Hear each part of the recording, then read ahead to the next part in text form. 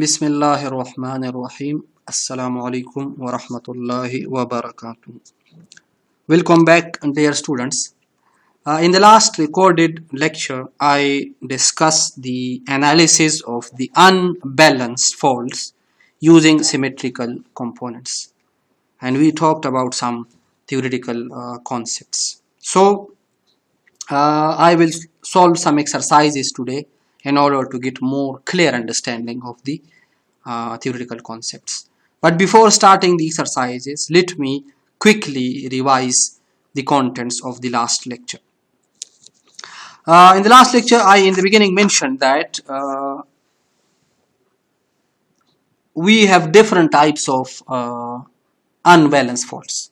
For instance, single line to ground and line to line, and could be an open conductor or double line to ground fault. So these are all different types of unbalanced faults, meaning to say that whenever these types of faults appear, so the system will no more remain in a balanced condition, meaning to say that the currents and the voltages will no more be of equal magnitude. So that's what we basically characterized as an unbalanced system, where the parameters are unbalanced.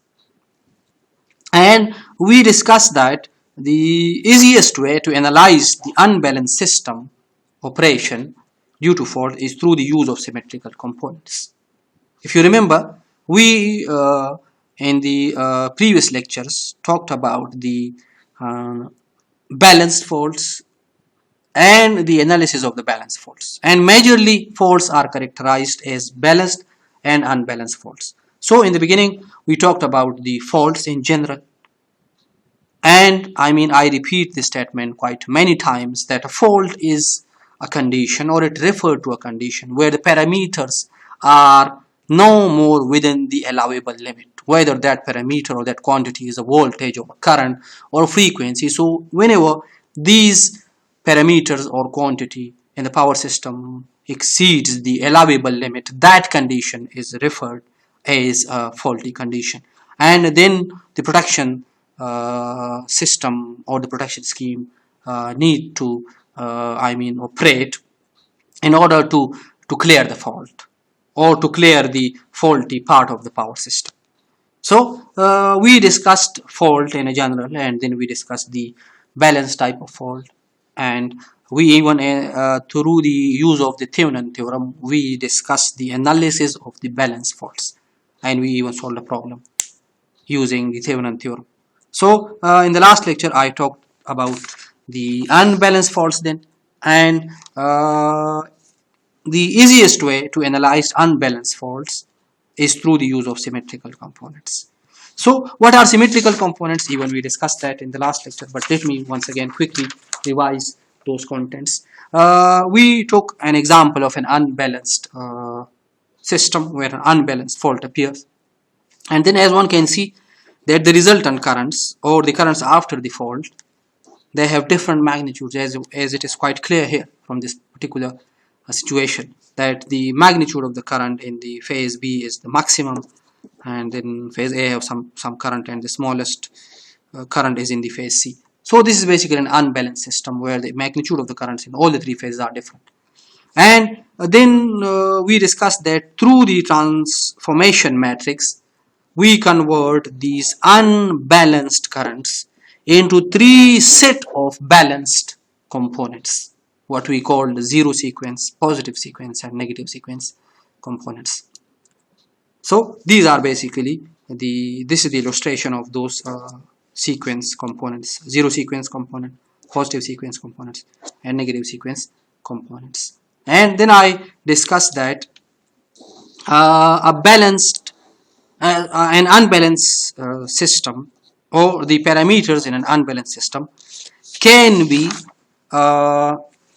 equivalently represented as a sum of three components. For instance, this is the case of the unbalanced voltages, and this particular situation can be equivalently represented with the help of these three sequence components. So we discuss these three sequence components: zero sequence, positive sequence, and negative sequence components. So this particular situation where each phase voltage can be decomposed into three sequence components, having a zero sequence component, a positive sequence component, a negative sequence component. So that is the resultant voltage.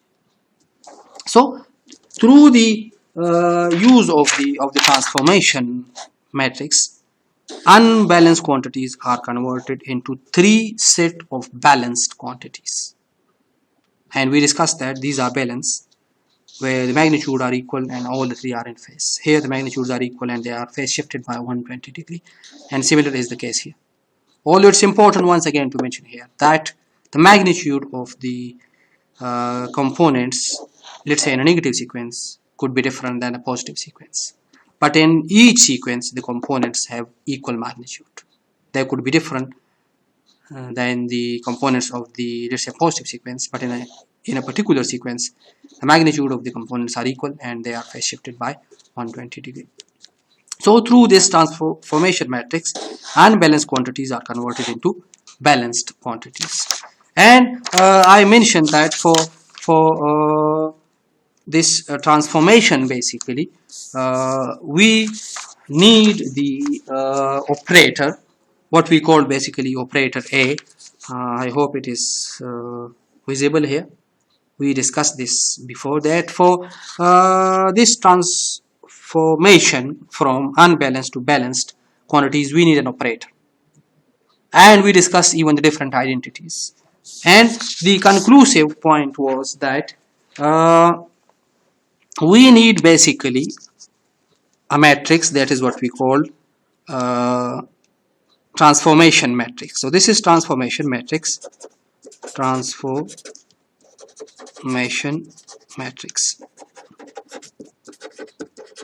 So this matrix A having different identities.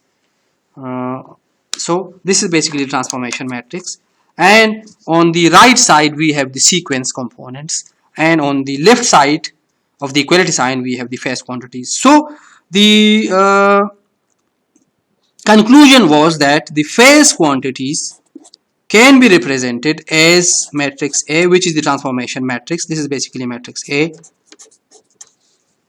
and the product of the sequence quantities. So this is the transformation matrix that what we will even discuss today. So the phase quantities can be written as product of the matrix A, what we call the transformation matrix, and sequence components. And otherwise, if let's say the phase components are given using transformation matrix, again one can even calculate the sequence component. So in that case it would become, the sequence component will be equal to the inverse of the transformation matrix product of the phase quantities. So we will now today use these two let's say relations to solve some exercises. So that was the quick revision of the contents of the last lecture, and now let's say with the help of these expressions or these relations, let's now solve some unbalanced faults, or let's say solve some exercises. So once again I will use these relations. So this was the revision of the last lecture, and now let me solve some problem using the understanding we have, or theoretical understanding we have. So once again I will use these relations. So let's say we take a particular exercise where it is mentioned that balance line to neutral voltages that are given here. These are the if you remember, these are, or you know, these are the phase quantities, because they are given as VAN, which is the voltage of phase A with respect to neutral. This is the phase B voltage with respect to neutral, and similarly C. And as one can see, this is ABC sequence. This is because A is followed by B and B is followed by C, and all have equal magnitude, and they are phase shifted by 120 degree. So the question is that calculate the sequence component of the following balanced line to neutral voltages with ABC sequence. ABC sequence voltages are given. These are the phase quantities. These are phase quantities. Phase quantities.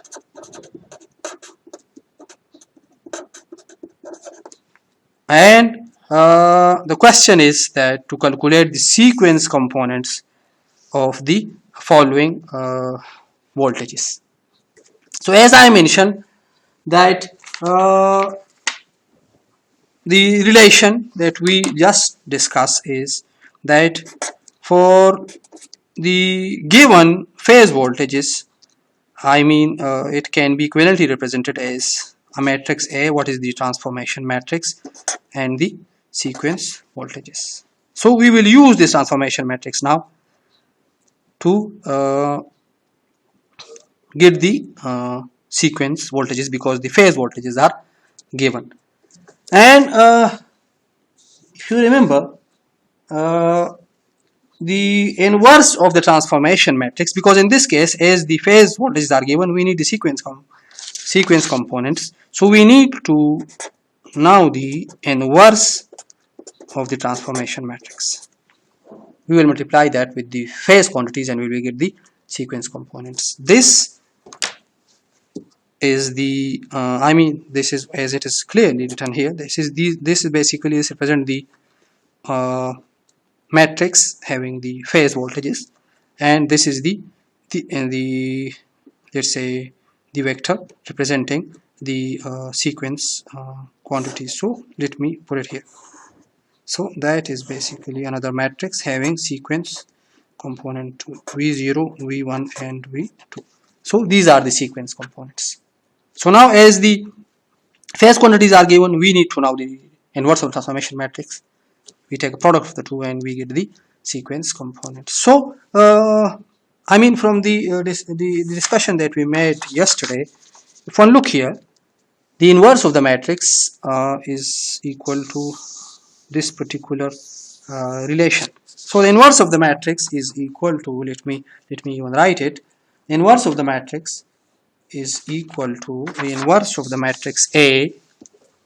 The inverse of the matrix A equals to,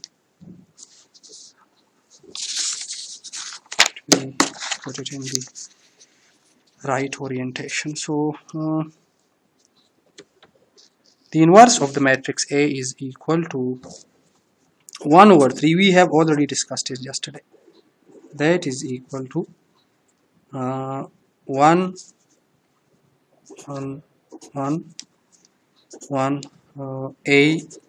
A square and 1 A square I. So this is basically the inverse of the transformation matrix. So now as I mentioned that sequence voltages are equal to the product of the inverse of the transformation matrix and the phase quantities. So now to start the solution, I would put here solution. This was the problem. So now I will write, as I discussed here, that the sequence components will be equal to as it is put here, let's say V2, this is what we discussed before, that will be equal to 1 over 3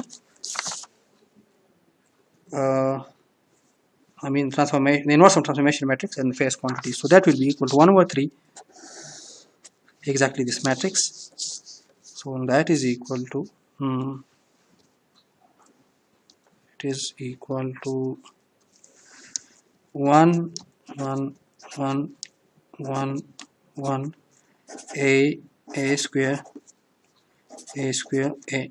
And if you remember, we discussed yesterday that the operator a, it is equal to 1 angle 120 degree, meaning to say that if any phasor is multiplied with the operator a, that phasor shift by degree of 120, or it shift 120 degree anti-clockwise.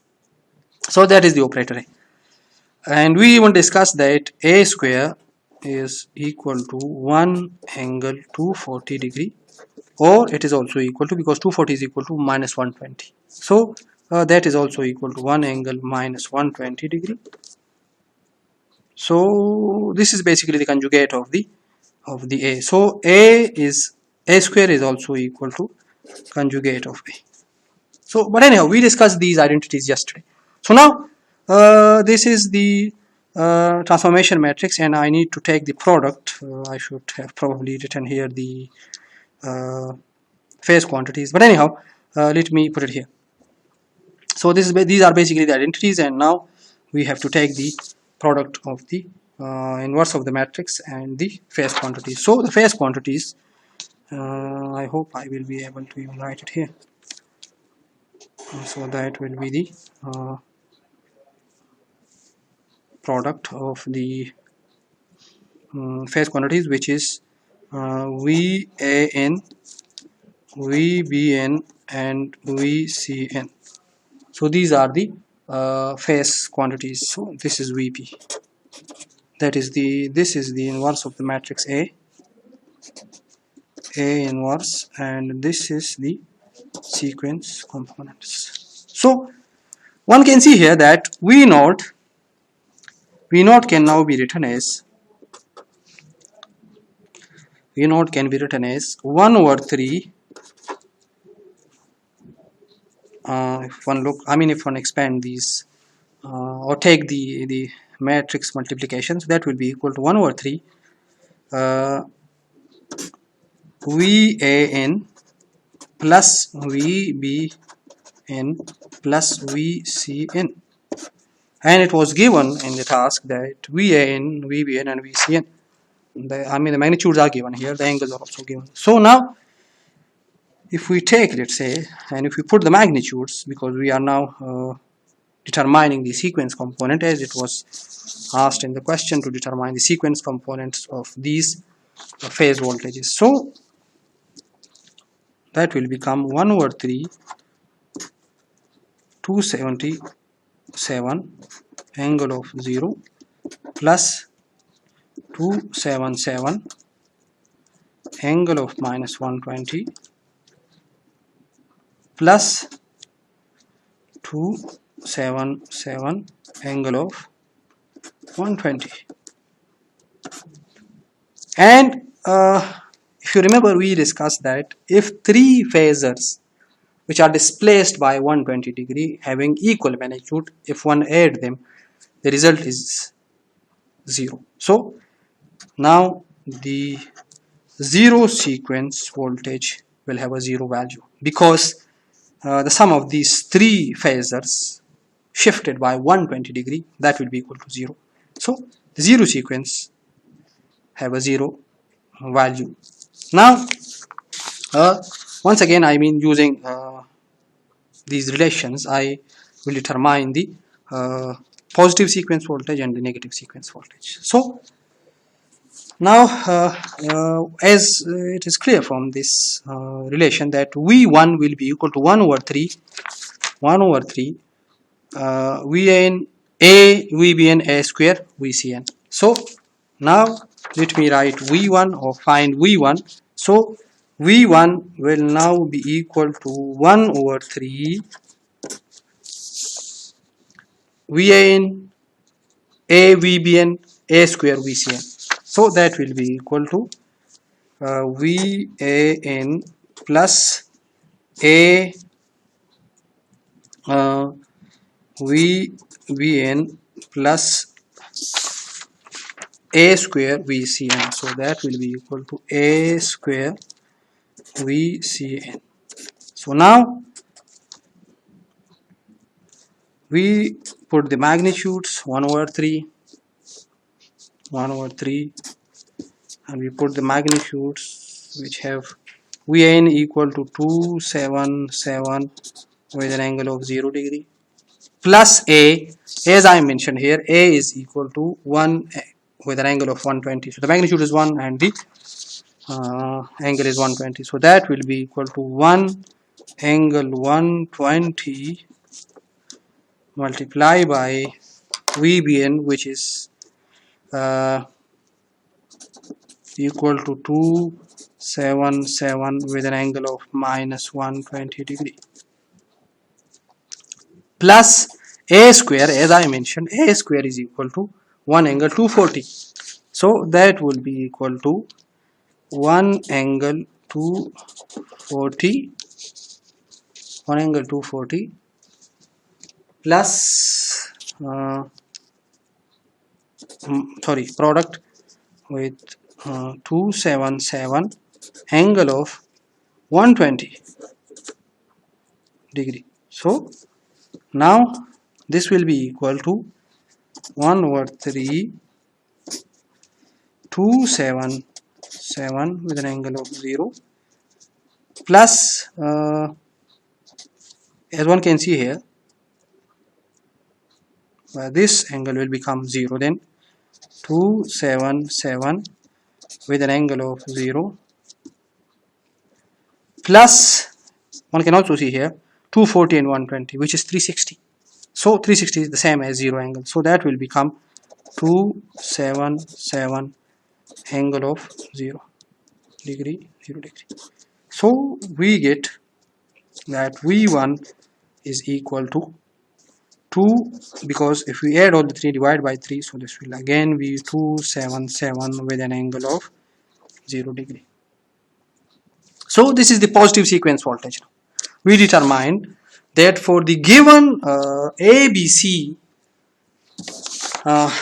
sequence voltages, A is followed by B, B is followed by C. So for this particular case, we found that the zero sequence voltage have a 0 value, the positive sequence voltage have a value equal to 277 with an angle of 0 degree, and now we will find the negative sequence voltage, and as it is clear from here, the negative sequence voltage will be equal to 1 over 3 once again 1 VAN A square VBN and A VCN. So let me now write that. So the negative sequence voltage V2 will be equal to 1 over 3 VAN plus A square VBN and A VCN. So A square VBN and plus A VCN. So now putting the values, 1 over 3 277 with an angle of 0 degree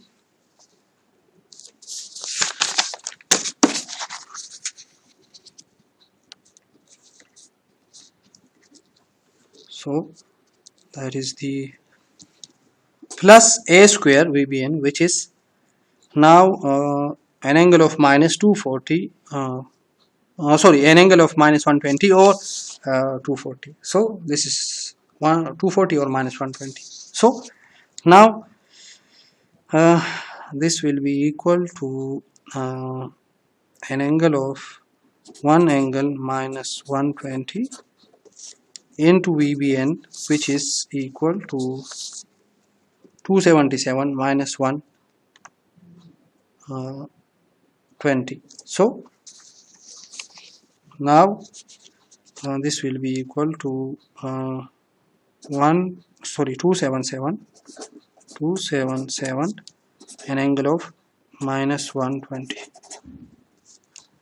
plus A, which is 1 angle 120 into product of 277 with an angle of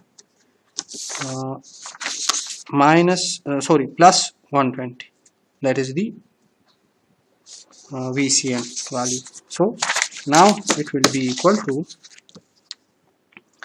120. So now adding, one can see that this will become minus 240. So that will be 1 over 3 277 with an angle of 0 plus this angle will become minus 240, or it can be also written as 120, because an angle of minus 240 is also equal to 120. Like 240 is equal to minus 120, so minus 240 will be equal to 120. So this will become now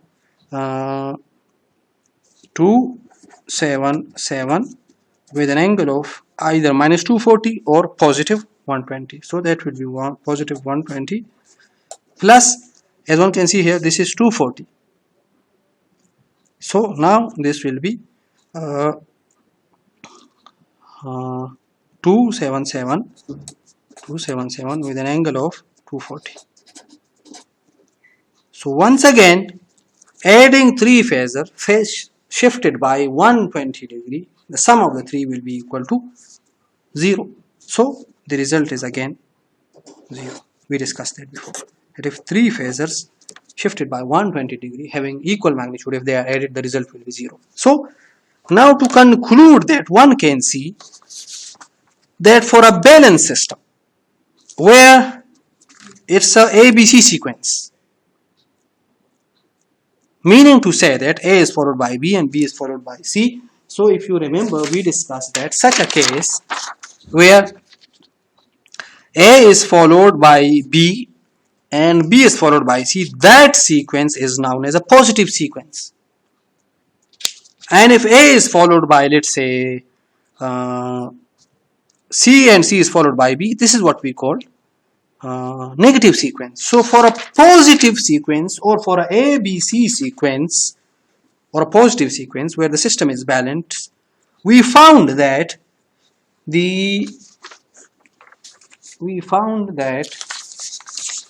the zero sequence component is 0. The positive sequence component have a magnitude which is equal to 277 with an angle of 0, and the negative sequence voltage is also 0. So since the system is balanced, only positive sequence is existing because it is ABC sequence. So now for a balanced system, for a balanced three-phase system with now, so to conclude that for a balanced three-phase system with ABC sequence,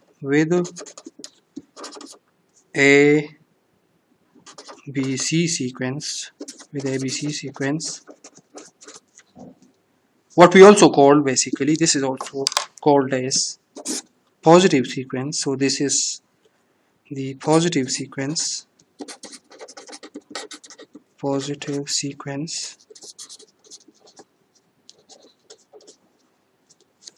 So for the ABC sequence, or we also call a positive sequence. So balanced three-phase system we have determined with ABC sequence have no zero and negative sequence components. Have no zero and negative sequence components. That we have already now determined. It only have positive sequence value. That is what we have found. The other two sequence voltages were 0. Now from that, even one can derive another statement that if, let's say, instead of ABC sequence, if let's say ACB sequence is given, if AC balanced, let's say, if a balanced three-phase system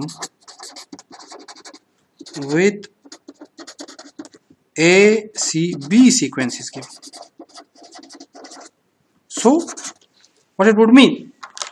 It would mean that it will have, likewise we found that for ABC sequence, what we call positive sequence, only the positive sequence value was a certain number and have a certain angle. and the other two sequence voltages were 0. Likewise, if we have a balanced three-phase system with ACB sequence, it would mean that we will have now 0,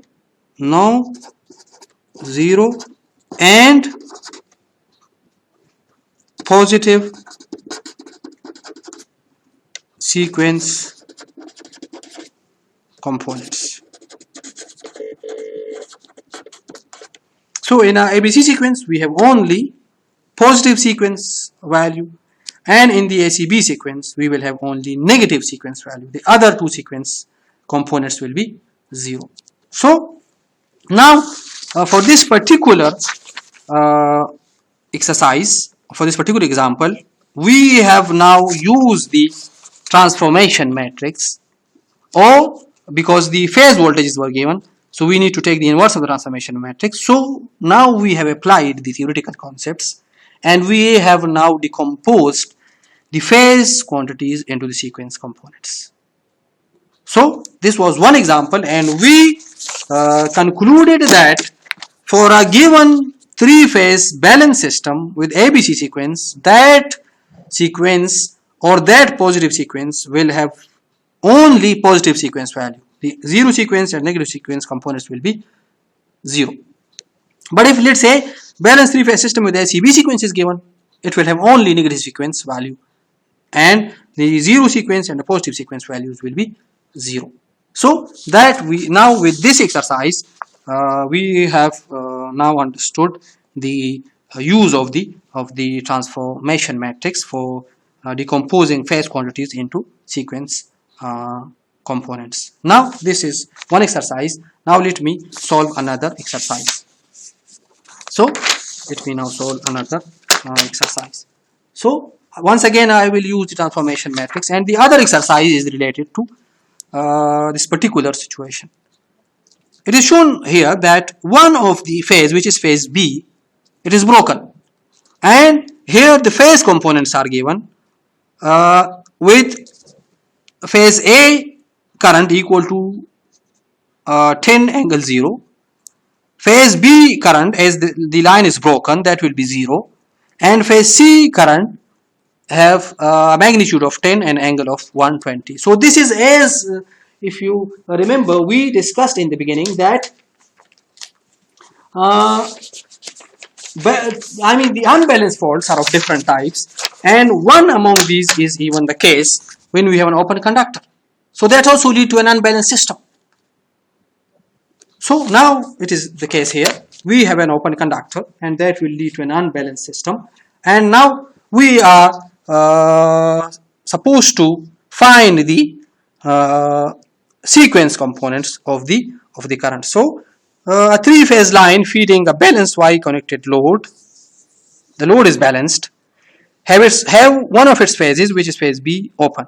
The load neutral, which is the neutral on the load side, that is grounded, and the balanced line currents, and the unbalanced, because now we have an unbalanced situation, as one can even see here. One of the phase component have a 0 value, so this is unbalanced system. So these are given, the phase currents are given with phase B current 0 because the conductor is open. We are supposed to find the sequence component of the current and also the neutral current. So we are supposed to find the IS, which is the sequence current, and the neutral current, and the line and the current flowing in the neutral line. So we are supposed to find the I neutral as well. We previously discussed the case of the balanced system. Now it is an unbalanced system, and we are supposed to find the sequence components, or we are supposed to decompose the phase currents into sequence currents, and we are also supposed to find the neutral current, or the current in the flowing in the neutral line. So exactly using the same method that we have already discussed. So now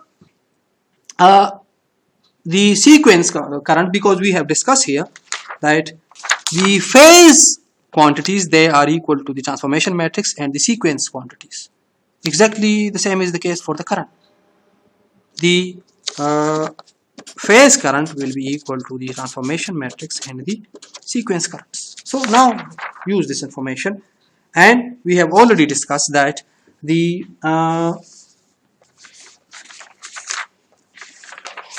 zero sequence, because one can, I mean, we will exactly use the same relations.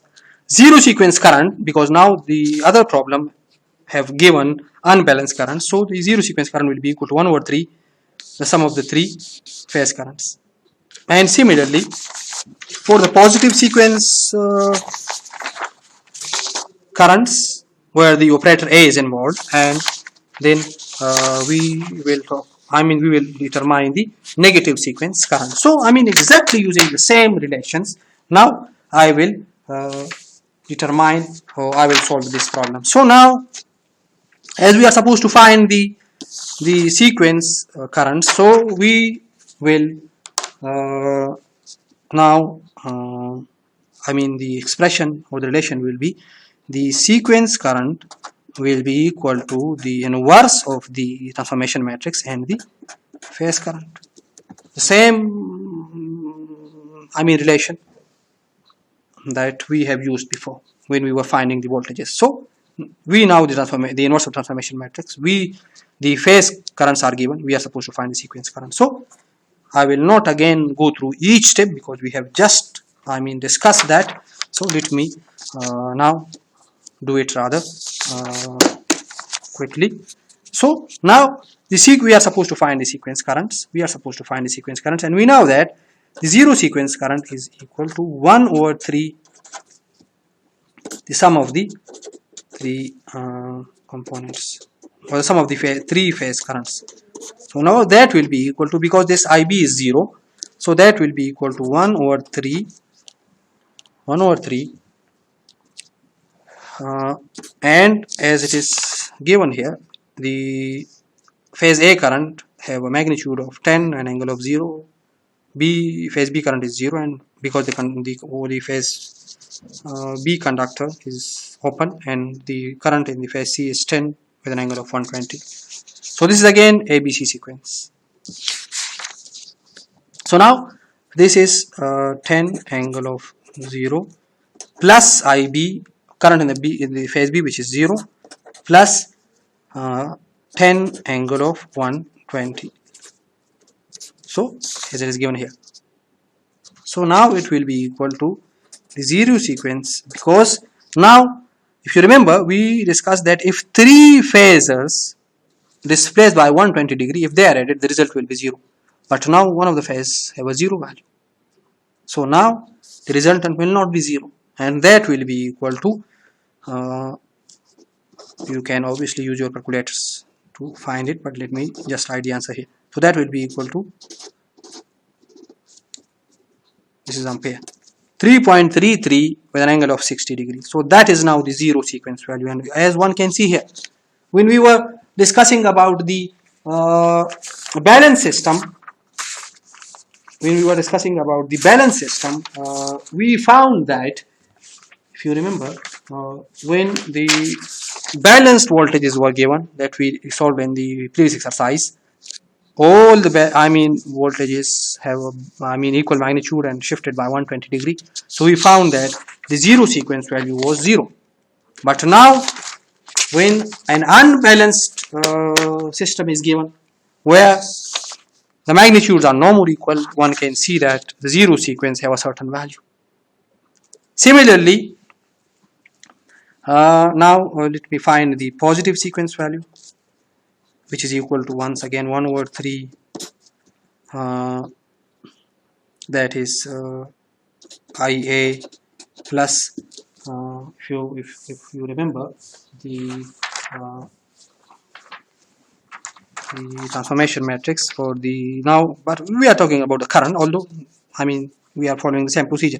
So now the positive sequence current will be equal to A and the phase B current, A square, and phase C current. So that will be equal to now A phase B current, A into the phase B current, plus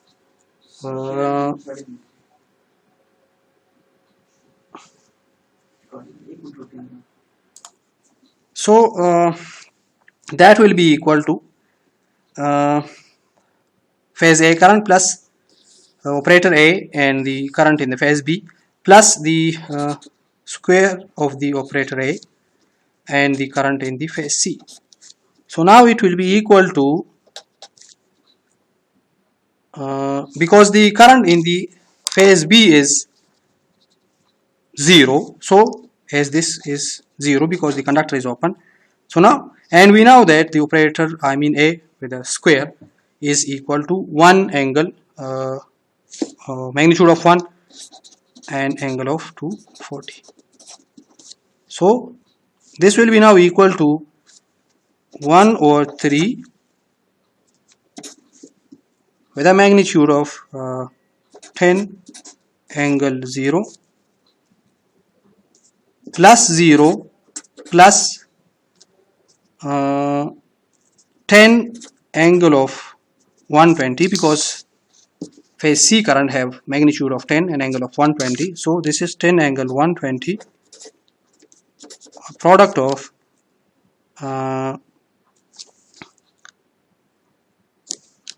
A square, which is 1 angle 240. So now this will be equal to, the positive sequence current will be equal to, if one, use the calculator. So now this will be equal to 6.667 with an angle of 0 degree. I mean, I'm directly writing the answer, but obviously you can follow each step to find the final value. And similarly, now the negative sequence current will be equal to 1 over 3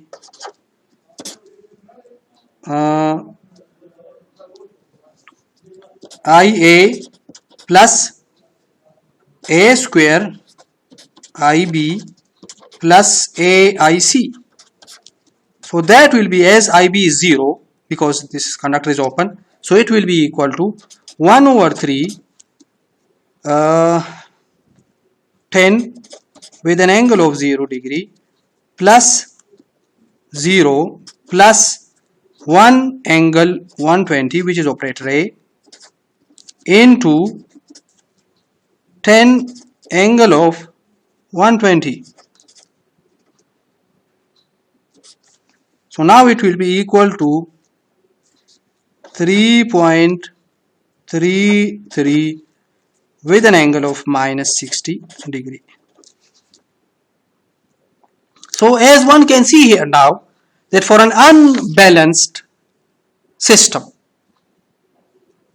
all the sequence components have certain values. When we solved the previous exercise where a balanced system was given and the sequence was ABC sequence or the positive sequence, we found that only only positive sequence have a certain value, and the zero sequence and the negative sequence values were 0.